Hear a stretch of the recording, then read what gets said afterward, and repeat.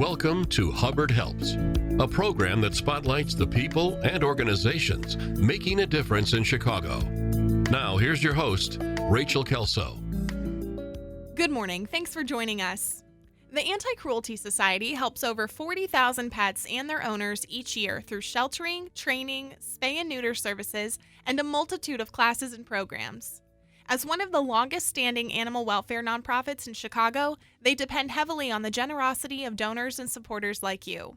They're kicking off their Pet Portraits fundraiser today, July 11th, and here with all the details is Lydia Krupinski, Chief Program Officer of the Anti-Cruelty Society.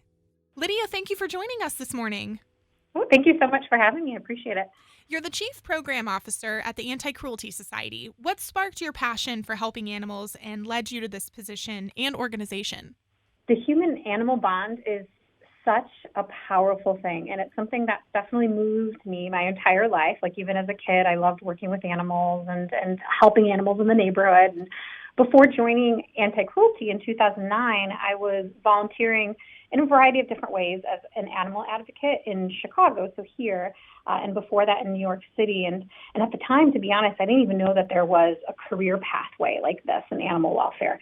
But I kept seeing the needs of community pets and trying to help these organizations that were in the field. And after witnessing the amazing and positive impact they were making, I was like, this is amazing, and I want to be a part of it too. So that's how I knew I wanted to shift gears and work in this area. Awesome. Now, you recently partnered with the Sherman and Tingle Show on the Drive for the Art of Rock and Roll fundraiser. Can you explain a little bit more about that and what led to a classic rock-inspired theme? Sherman and Tingle have been great partners of ours for the last few years, as you know, and we know that the Drive Nation loves pets and animals. And so the station reached out to us with this idea and said, hey, we want to do a rock and roll themed fundraiser, and then left the details up to us. And we, of course, jumped at the opportunity. How could we not, right? And our team loved the idea and came up with the specific theme of taking iconic album covers, ones that people are most familiar with, but putting a pet spin on them and creating them into works of art. So we recruited a bunch of staff members who are artists, and they created these beautiful pieces. And one of the artists, actually, Allison Johnson, she's the one who did the Tom Kitty portrait and album cover. She was so excited to re-envision the classic Tom Petty cover and pay tribute to the rock legend. And many of us didn't even know that Allison was such a talented artist until she came up with this very cool album cover. And the kitty that she used for the piece was actually one that was available for adoption and just got adopted too. So it's just been such a cool project for us to work on, and we're so happy with the way it turned out. That's excellent. Excellent to hear. I'm glad that it's making a difference, not just monetarily as far as, raising money for your organization, but also getting these pets adopted out. That's great. Yeah. And I hear that you're also one of the employee artists for the organization's Pet Portraits fundraiser that kicks off today. So what are all the details for this fundraiser, and how can our listeners get involved? This is one of my personal favorites that we launch every single summer, and it's the Pet Portraits, like you said. It runs from July 11th until the 18th. And the campaign, pretty much what it does is it encourages pet owners to donate $25, and in exchange, we have one of our many volunteer artists, like myself, create a one-of-a-kind pet portrait of either a cat or a dog.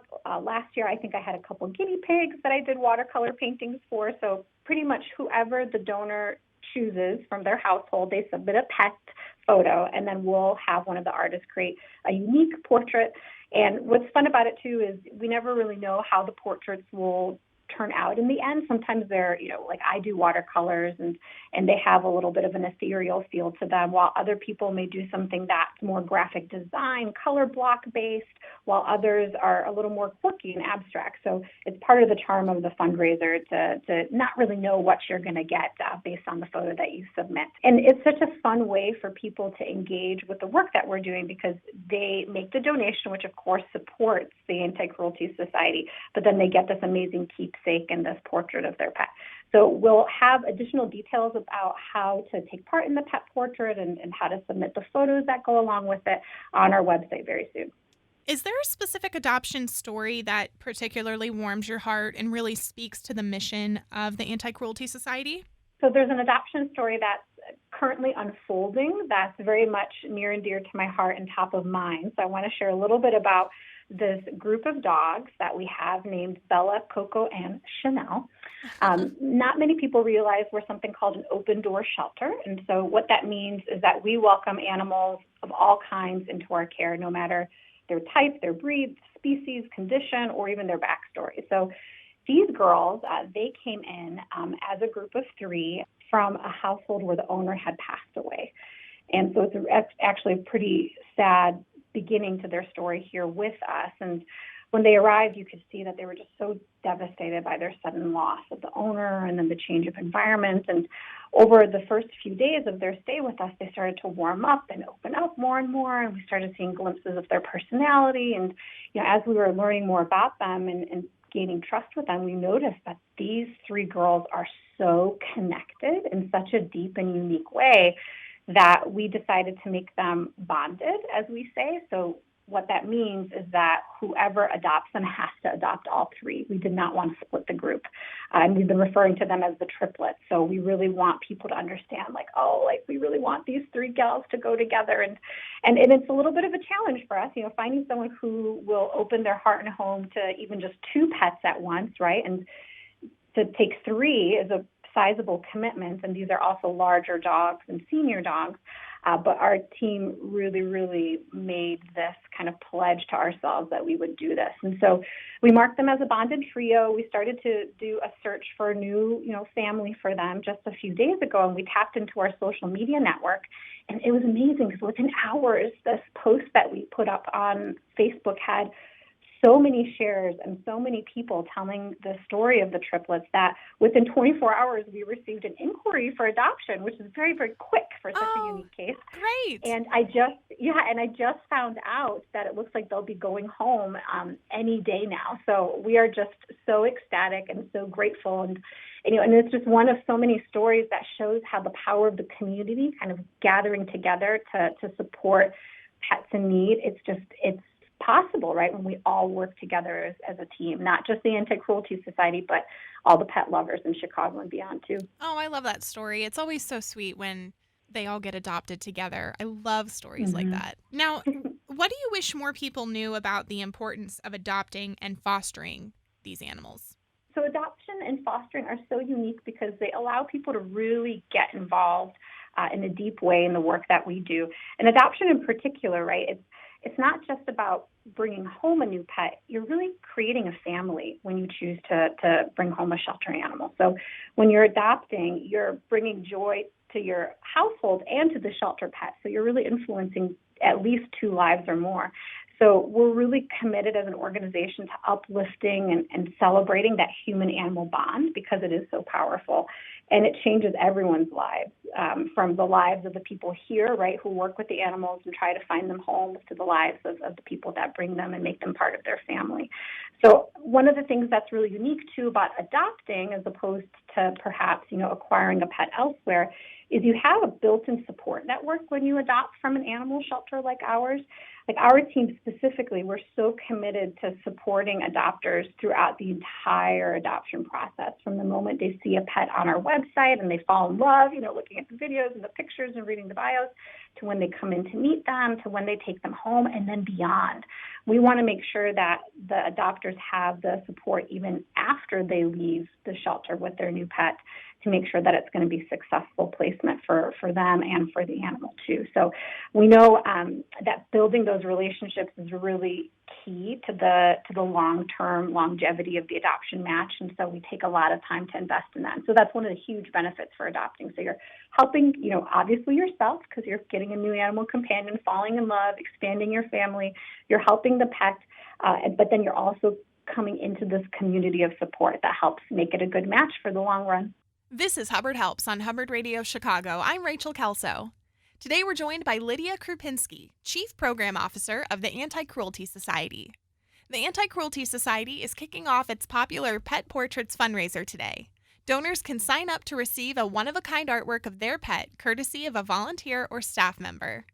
Now that the pandemic is dying down, is the Anti-Cruelty Society accepting volunteers, or how are you altering from going from, pre-pandemic to pandemic and now pandemic to post-pandemic operations? Yeah, oh my goodness, that's been such a it's been a roller coaster, but we've been very, very lucky because we have such a strong core of volunteers who have been alongside us throughout this journey, and staff who have been kind of adjusting and flexing as the needs change. And so now, as we're nearing the end of what we all hope the end is of the pandemic, we are going to begin onboarding new on-site volunteers in the fall. We're actually refreshing our training curriculum currently. We use this opportunity with not having new volunteers entering the system to say, hey, how can we make the volunteer training experience even better? So we're working on that currently. So come September, if someone wants to physically come in and they're an adult and they want to help with the dogs and the cats and the rabbits, they can check out our website come the fall for details on how to get involved in that way. And then in the meantime, we do have some active programs available to youth and families that are coming back online for in-person opportunities. We have a program, for instance, called Kids Who Care for preschool-age children to come in with their parents to do some kind of light volunteer work, make some crafts and enrichment items for the shelter pets, and meet a couple of adoptable animals. So that program is coming back in the next few weeks. So we have a lot of things like that are happening. But by far, I would say if someone's looking to get involved now, hey, it's the beginning of summer and I really, really want to pitch in and make an impact, fostering is the way to go. Our foster program has been running strong the entire pandemic. We have been leaning into the foster team to provide housing from anywhere to 200 to most recently 400 animals just last month. So it's a very robust program. We have an amazing staff team that helps to support the fosters from training to gathering education and learning along the way, because every foster animal is a unique situation. So if someone wants to get involved today, they can go to our website, anticruelty.org, click on the foster pages, and learn about getting involved in that program. And you just kind of touched on it a little bit, but what's the best way for those listening right now to help the Anti-Cruelty Society? Yeah, so there's a number of ways. Everyone comes from a different walk of life, and so we acknowledge that, and so we always want to provide a variety of ways that people can get involved and support the work that we're doing. The three that I like to really highlight are adoption, right? Bringing home the pets who don't have homes. Fostering, which we just talked about, and then also donating. We're a private, nonprofit animal welfare agency, so we really do rely on the support and generosity of our community to make sure that we can continue to have an open door. We've been around since 1899. We hope to be around for, over 100 years into the future still, and so we really rely on our supporters for that. And in really practical ways, taking part in a fundraiser like the pet portraits that are launching. You could start a Facebook fundraiser. That's a Facebook capability now, and then you can have the funds you raise benefit the Anti-Cruelty Society. You can check out our Amazon wish list and order things from there, or even try to collect items from friends and family to donate in that way. So there's a number of ways someone can get involved depending on what they're interested in. So the best thing to do would be to visit our website and see what's currently happening and then kind of get started there. And finally, what is the most rewarding part of being the Chief Program Officer of the Anti-Cruelty Society? I love this question because it's such a hard one to answer, right? Because there's so many things that when I wake up in the morning and I'm getting ready to come into the shelter, that there's so many things that pull my heart in a positive way towards this place, And a big part of it is, of course, the amazing impact we're making on animals as well as for people out in the community who already have pets, who need support to keep them. The Anti-Cruelty Society has had such a long-term commitment through emergency housing programs, pet food support. So seeing that very tangible, real-life impact is incredibly inspiring for me. So I would say that, of course, is a big piece. Of course, the animals, one of the best perks ever, right? To be able to come to work and some of my coworkers are cats and dogs and rabbits.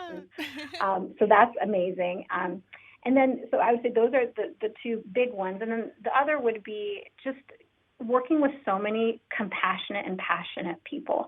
The team that is behind the scenes here at the Anti-Cruelty Society, each and every one comes to work with a heart that's open to helping pets and people in any way they can. So, that might be walking in and finding out that an orphaned kitten that doesn't even eat solid food just came in, right? And like busting out a bottle and some formula and sitting at the desk and feeding them as you're working. Or we have humane investigators that go out into the community and they do crisis intervention and provide support to pet owners, who need help for their animals. I mean, so there's story after story after story that pours out from the work that we're doing here, and that's just so rewarding. And to be a part of a team that really has a heart to help pets and people in Chicago and beyond. It's awesome. Lydia, thank you so much for taking the time to speak with me this morning. We at Hubbard Radio love our furry family members and appreciate everything that you and your team at the Anti-Cruelty Society are doing to get these animals into loving homes and raise money to give them the best kind of care while they are in your care. So thank you so much. Oh, well, thank you all for supporting the work that we're doing. We very, very, very much appreciate it. Our guest this morning has been Lydia Krupinski, Chief Program Officer of the Anti-Cruelty Society. For more information or to donate, visit anticruelty.org. And that's our show this week. Thank you for listening. I'm Rachel Kelso. Hubbard Helps is powered by Hubbard Radio, making a difference in Chicago.